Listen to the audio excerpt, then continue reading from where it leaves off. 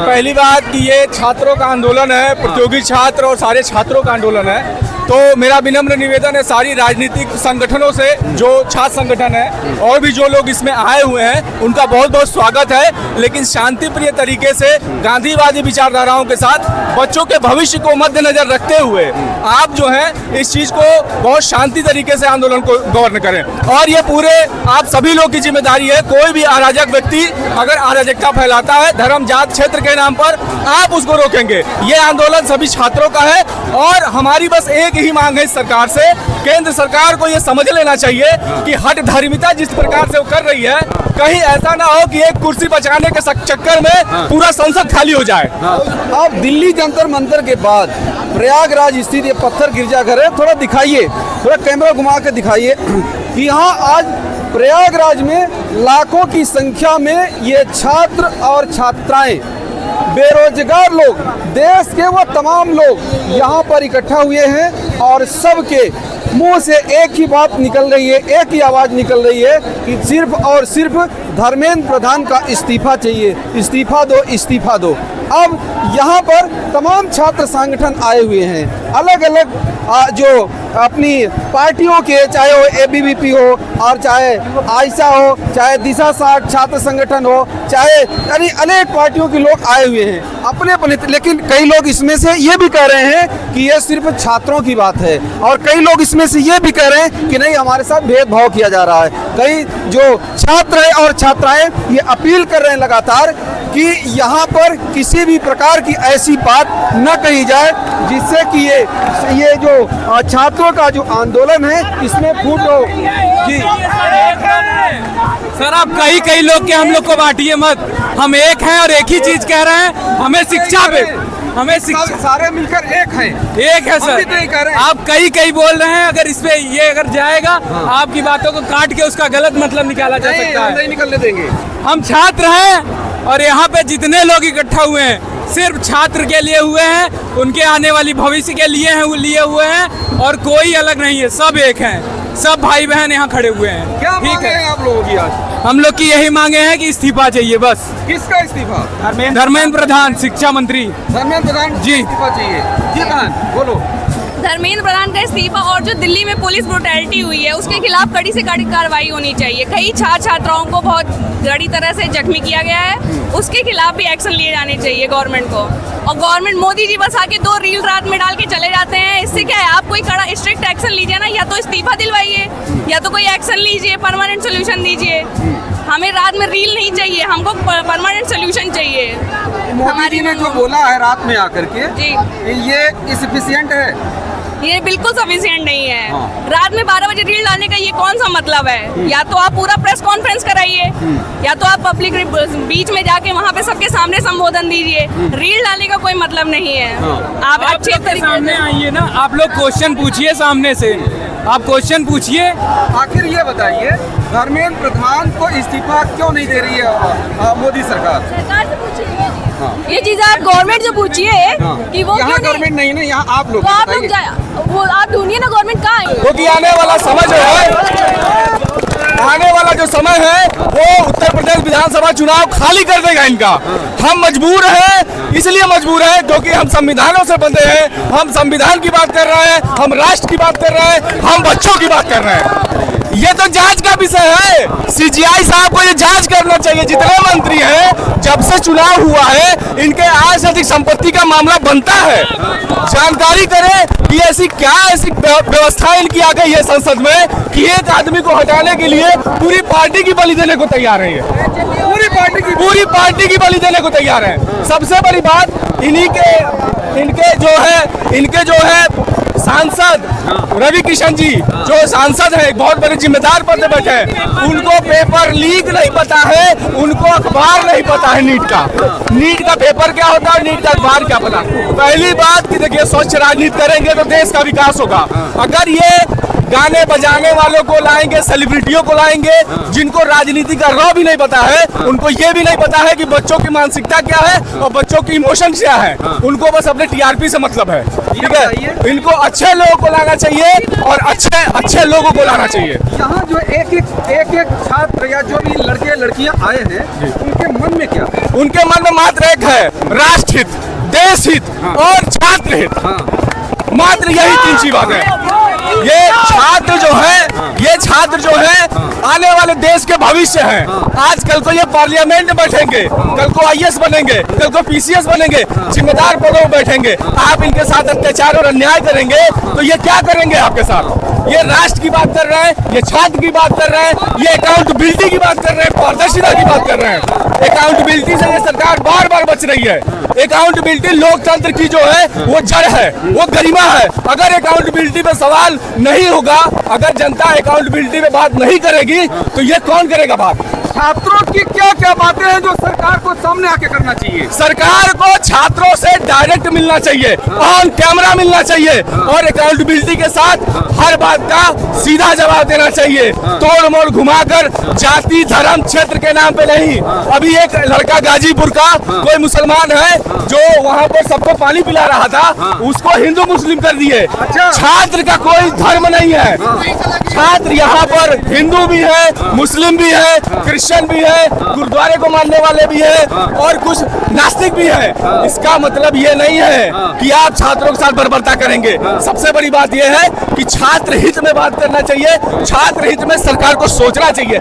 सरकार इतनी डर गई है कि माननीय प्रधानमंत्री जी 1:30 बजे रात को वीडियो बना रहे हैं और ये बात कही जा रही है कि इनका व्यू कितना गया है। ये बात नहीं की जा रही है कि लड़के सड़क पर हैं, लड़कियों के साथ जिस प्रकार से निर्मम व्यवहार किया गया दिल्ली में हमारी बहनों के साथ, हम उनके साथ हैं और ये प्रदर्शन उन्हीं को समर्पित है पूरी तरीके से।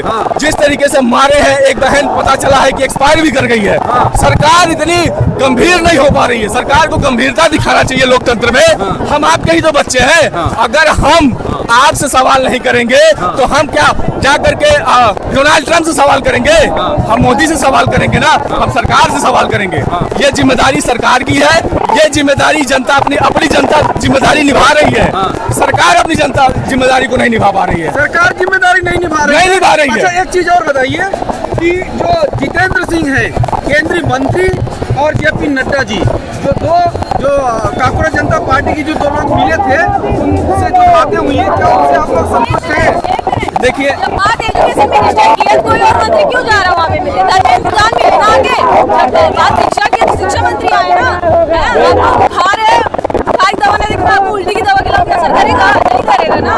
और आज के टाइम पे शिक्षा व्यवस्था में ऑपरेशन की जरूरत है और मोदी जी रील बना के डॉलर दवाई खिला रहे हैं, पैरासीटामोल दे रहे हैं। जैसे बात बहुत बिगड़ चुकी है और आगे चीजें करना चाहिए, पहले जैसी नहीं वो रील बना दीजिए ठीक हो जाए। प्रॉब्लम है, प्रॉब्लम से परेशान होकर स्टूडेंट यहाँ आगे खड़ा है, अपनी लाइब्रेरी कोचिंग कॉलेज छोड़ के बच्चा यहाँ पे आगे खड़ा है क्योंकि प्रॉब्लम आ चुकी है, प्रॉब्लम बढ़ चुकी है ना। थोड़ा सा होता तो कोई स्टेटस लगा के हम लोग भी रील स्क्रॉल करके छोड़ देते, प्रॉब्लम इतनी ज्यादा बढ़ गई इसलिए हम लोग यहाँ। आपने बोला कि ऑपरेशन की जरूरत है, कौन सा ऑपरेशन होना चाहिए?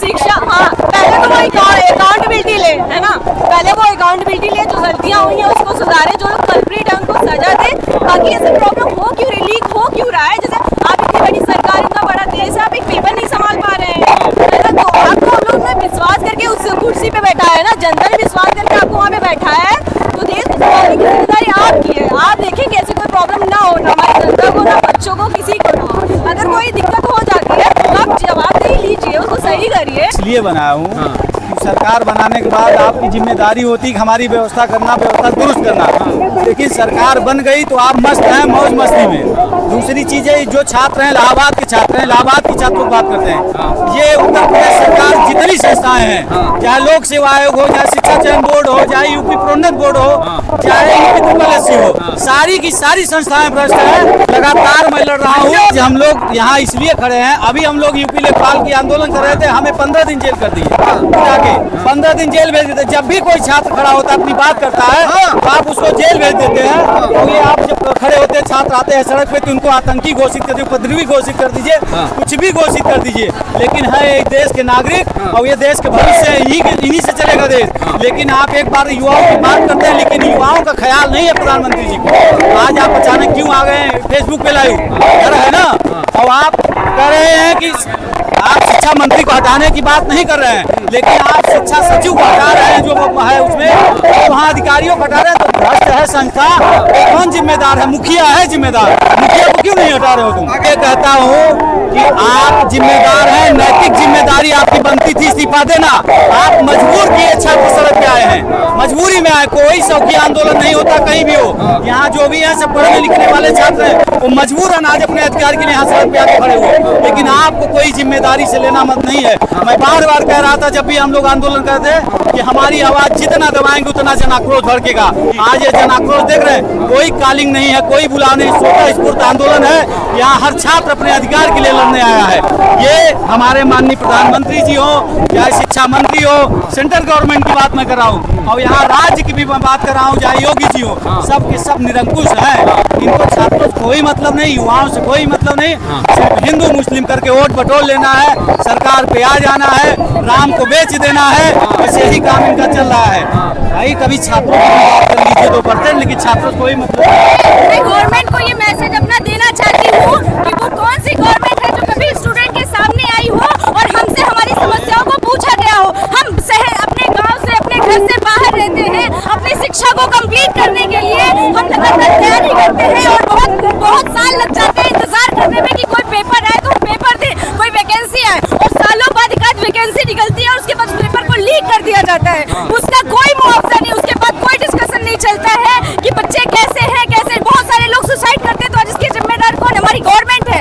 हमारी गवर्नमेंट कभी नहीं समझने आती कि हम कैसे किस तरह से एक संघर्ष करते हैं। हर एक स्टूडेंट का सपना होता है घूमने फिरने का, खेलने का, लेकिन वो संघर्ष करता है, वो एक एक दिन अपना अपने एजुकेशन में लगाता है, कंप्लीट करता है, बहुत मुश्किल से एक एक पेपर देता है और तैयारी करने के बाद पता चलता है पेपर लीक हो गया, और उसके बदले जो ऑनलाइन चार्ज लगते हैं, गवर्नमेंट आज तक कभी हमारे ऑनलाइन चार्ज हमारे अकाउंट में रिफंड नहीं करती है। बहुत बड़ी बात बोला आपने, नहीं रिफंड करती है, का पैसा जो है नहीं हुआ आज तक, वो नहीं हुआ है, इसीलिए हम प्रोटेस्ट कर, that's why we will protest. हम प्रोटेस्ट करेंगे, हमारा प्रोटेस्ट जारी रहेगा, हमेशा रहेगा। हमारी लड़ाई ना तो बीजेपी से, ना सपा से, न किसी राजनीतिक मुद्दों पे। हमारी लड़ाई हम स्टूडेंट्स हैं, हमारी लड़ाई अपने अधिकारों की है, अपनी शिक्षा की है, और इस चीज को आकर के सुना जाए, समझा जाए। कोई भी गवर्नमेंट हमारी समस्याओं को सुनने के लिए नहीं आई है। क्या हमें शौक है आकर के गर्मी में यहाँ परेशान अपनी एजुकेशन को छोड़ करके? क्या आप सबको शिक्षित बनाना चाहते हैं? और सबसे जरूरी मैसेज मेरा गवर्नमेंट से ये है कि जो भी इलेक्शन हो उनमें से एक एलिजिबिलिटी एरिया, एक एलिजिबिलिटी क्राइटेरिया डिसाइड किया जाए, और जो इलेक्शन हो उनमें पढ़े लिखे व्यक्ति को चुनाव लड़ने का अधिकार दिया जाए, जिससे वो हमारी कष्ट को, हमारी तकलीफ को समझ सके। हमारी तकलीफ को गवर्नमेंट तभी समझेगी जब वो स्वयं किसी एग्जाम को देख करके, कोई एग्जाम क्वालिफाई करके किसी पद पर बैठेगी, तो हमारे संघर्ष को जरूर समझेगी। अगर अनएजुकेटेड पर्सन जब तक बैठेगा कुर्सी में, तब तक यही होता रहेगा, क्योंकि कहते हैं ना कि जाके पैर न फटी बिवाई तक, तो कोई कैसे समझे पैर फिराई। जी, आप सभी का बहुत बहुत धन्यवाद, बहुत बहुत धन्यवाद। जय हिंद।